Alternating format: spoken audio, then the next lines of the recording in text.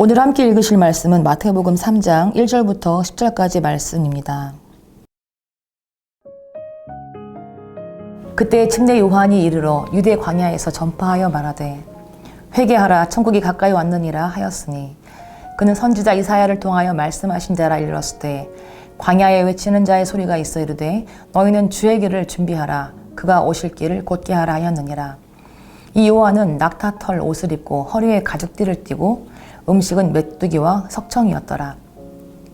이때 예루살렘과 온 유대와 요단강 사방에서 다 그에게 나와 자기들의 죄를 자복하고 요단강에서 그에게 침례를 받더니 요한이 많은 바리새인들과 사두개인들이 침례 베푸는 대로 오는 것을 보고 이르되 독사의 자식들아 누가 너희를 가르쳐 임박한 진노를 피하라 하더냐.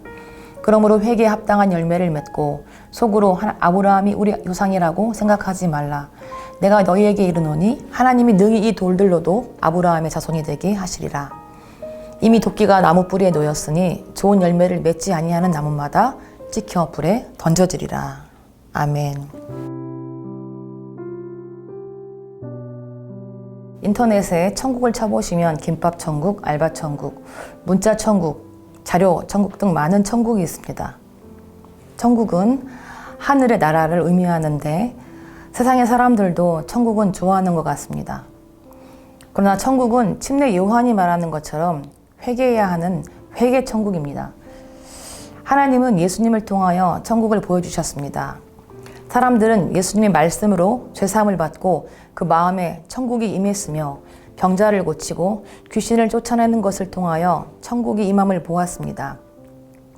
말씀을 통하여 하나님의 통치하심을 느끼게 되었고 기적을 보고 천국의 능력을 알게 되었습니다. 가까이는 완료 시제로 천국이 이미 와 있다는 의미입니다.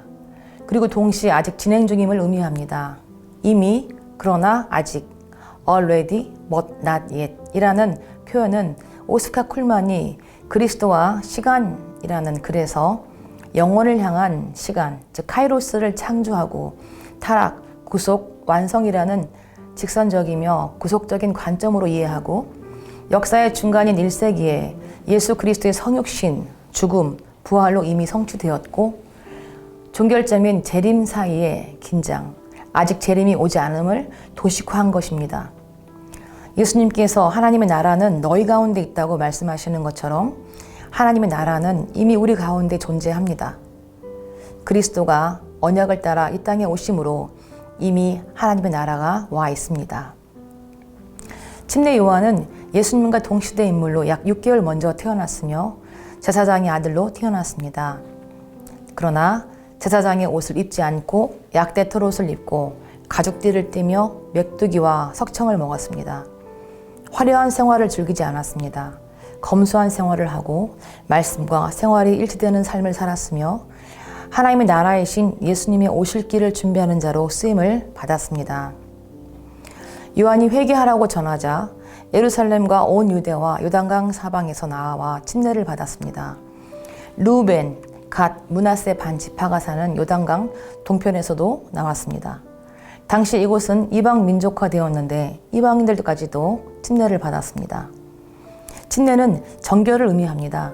당시의 침례는 누구에게 받는 것이 아닌 자신이 스스로 물에 침수하는 셀프 침례였습니다. 누군가에게 침례를 주는 것은 침례 요한이 최초의 인물입니다.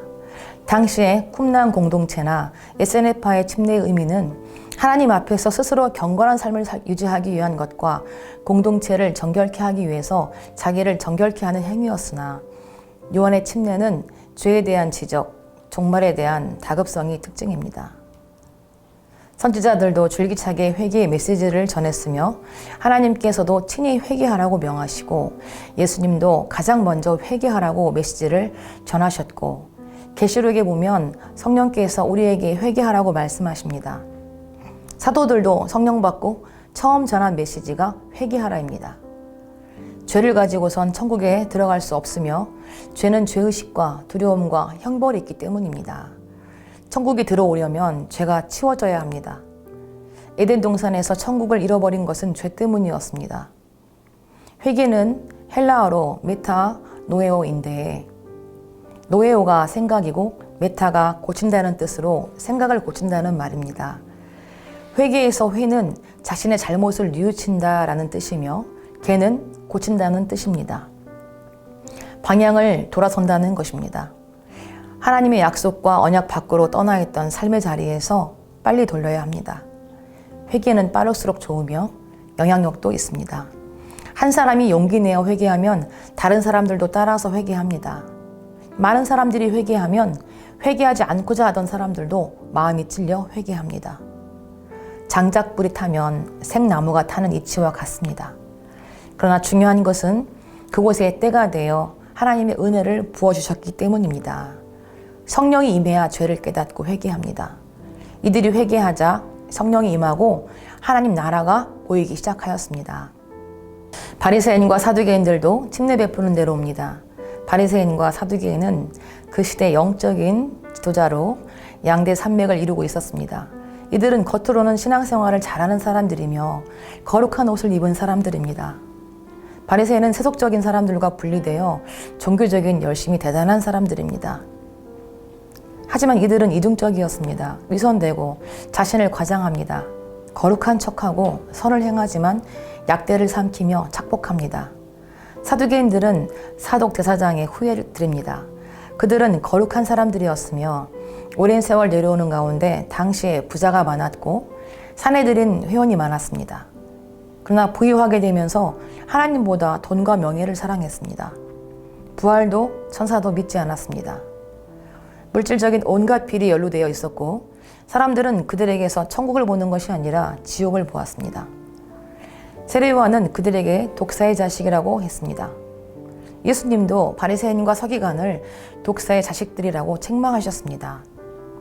종교를 가지고 자기들의 배를 채우고 회개하지 않고 하나님의 아들을 죽이는 데 앞장섰습니다. 이들은 상황을 살펴보기 위해 온 것입니다. 화를 면하기 위해서 온 것입니다. 진정으로 회개하고자 하는 마음이 없음을 간파한 요한은 독사의 자식들이라고 칭합니다. 침례 그 자체가 진노를 피하는 것은 아닙니다. 진정한 죄씻음과 용서는 예수님의 대속적인 죽음을 통해 주시는 성령과 불세례로 이루어지며 내면의 변화를 통한 삶의 변화의 열매가 있어야 합니다. 회개 열매를 맺다의 맺다는 행하다, 성취하다는 뜻으로 마음의 변화가 실천적 행동으로 이루어짐을 말합니다. 바리새인과 사두개인들이 하나님께 제대로 회개했다면 그들은 예수님을 메시아로 믿고 따르는 열매를 맺었을 것입니다. 하지만 그들은 예수님을 인정하지 않았습니다. 회개하지 않는 이유는 속으로 아브라함이 우리 조상이라고 생각했기 때문입니다. 혈통적으로 아브라함의 자손이라는 것은 그들에게 거짓 안정감을 줍니다. 혈통의식과 특권의식, 자가당착, 지적 나르시즘 우월주의에 빠져 자기들은 아브라함의 자손이니 당연히 복을 받을 것이라고 생각했습니다. 그러면서 불신자보다 못하게 살았습니다. 그들의 삶으로 인하여 하나님이 욕을 먹었습니다. 말로만 회개해서는 안 됩니다. 마음으로 회개해야 합니다. 하나님을 믿어야 합니다. 다른 사람에게 말씀을 가르치듯 자신에게 말씀을 가르쳐야 합니다. 삶이 하루아침에 변화되는 것은 아닐지라도 끊임없이 죄와 싸우는 투쟁을 해야 합니다. 때가 되어야 열매를 맺듯이 때가 되면 성령의 열매가 맺힙니다. 회개하며 성령을 모셔드릴 때 열매를 맺을 수 있습니다. 사람들에게 눈에 보이지 않는 천국을 가까이서 보게 할 수 있습니다.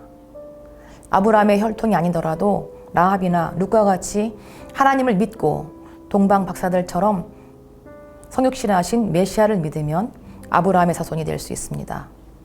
혈통적으로 이스라엘 속해 있어도 회개하지 않고 예수님을 따르는 회개 열매가 없다면 아브라함의 자손이 되지 못하고 도끼로 찍혀 불에 던져집니다. 그때나 지금이나 잘 믿는다고 하는 자들이나 오래 믿은 자들은 주의해야 합니다. 지도자는 더욱 주의해야 합니다. 지도자가 죄가 있으면 사람들을 죽이는 자가 됩니다. 자신 하나만 지옥 가는 것이 아니라 많은 사람들을 데리고 지옥에 갑니다. 그들은 자신도 천국에 들어가지 않고 다른 사람도 천국에 들어가지 못하도록 막는 자들이 되기 때문입니다. 시편에 보면 회개하지 않으면 하나님이 화살을 당기셨다고 합니다. 회개치 않는 자들은 임박한 진노를 피할 수 없습니다. 우리 일상과 삶의 현장은 하나님의 통치가 있고 그리스도가 주체인 하나님의 나라가 되어야 합니다.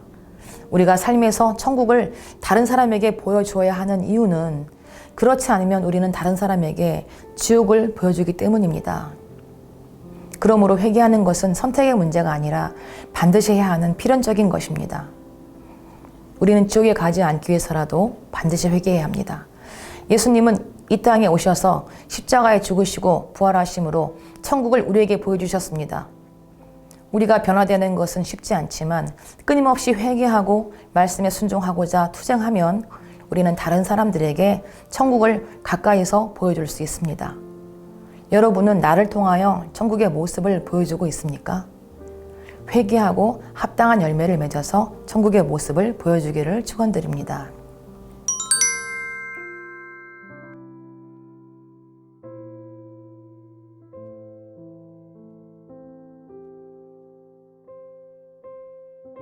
기도하겠습니다. 겸손히 주님 오실 길을 예비하는 침례 요한처럼 늘 회개하며 삶의 자리에서 하나님의 나라를 확장시키는 열매를 맺는 주님의 기쁨이 되게 하옵소서. 예수님의 이름으로 기도드립니다. 아멘.